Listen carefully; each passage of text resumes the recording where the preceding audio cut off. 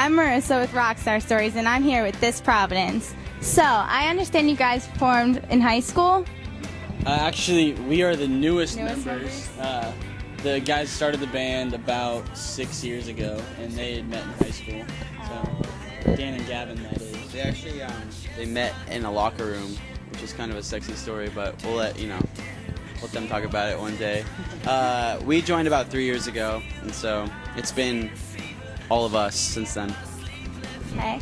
So, how do you guys feel your fans are about you guys? Like, do you think they enjoy you? Yeah, I mean, I'd hope so. I'd hope our fans enjoy us. I think they wouldn't come and hang out or buy our records if they didn't like us. I don't know if I'd call them fans if they didn't like us. And what makes your music unique from others? I don't know. Do you got an answer? I mean, especially on our label. Recently, they've been signing a lot of different stuff, but I feel like we take influence from like Jimmy Eat World and Third Eye Blind and bands like that, and it's a little something different than what you're hearing right now. And we just like to write like honest music, and I think it reflects in our music, and I think our fans understand that. So, yeah. So, are the songs "This Is the Real Thing" and "My Dream Is You" based on a real love situation? No. Dan has never been in love, so no. He has no heart. He has no heart. I'm actually staring at him as I say that, which is funny. But no, the new record lyrically is mostly based on a story that Dan wrote or came up with. He was gonna write it into a full story. It just hasn't quite happened yet, but it's all based around this story. So not necessarily a personal situation, but influenced by personal. Yeah. So, do your family support you big time on this? Yeah, actually, all of our families are very supportive for the most part.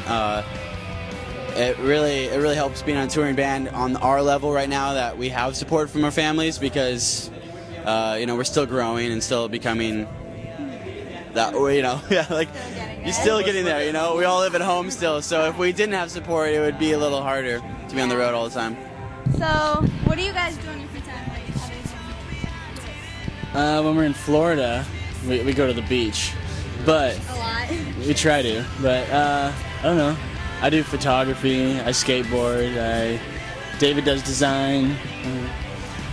We all have our own little hobbies that we like to do on the road, or if we're in the van, it's usually just listening to music or watching It's Always Sunny in Philadelphia, or like Lost, or True Blood, or a lot of movies and TV shows where we're bored in the van.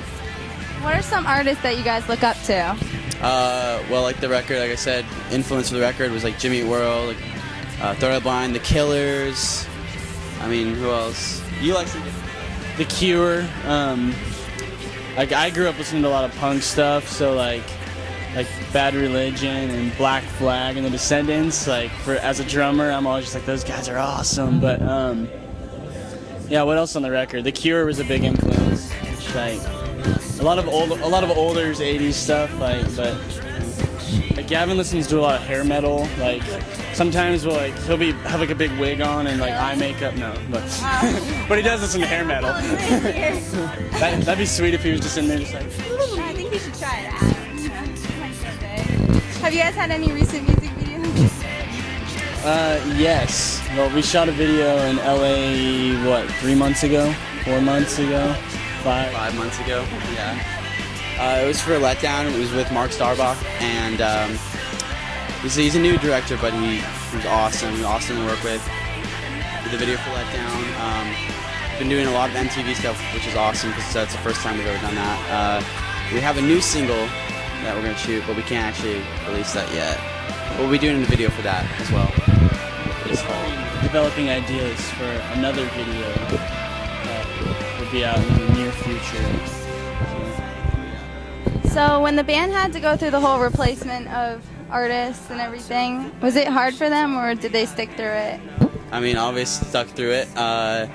It was 3 years ago, so a lot of people don't remember that. Especially when I first joined, it was like the band was really first starting to pick up. And then Andy was pretty much right after, so The fans that were upset about it, they kind of got over it. And if they didn't, it's 3 years ago, and they should be over it.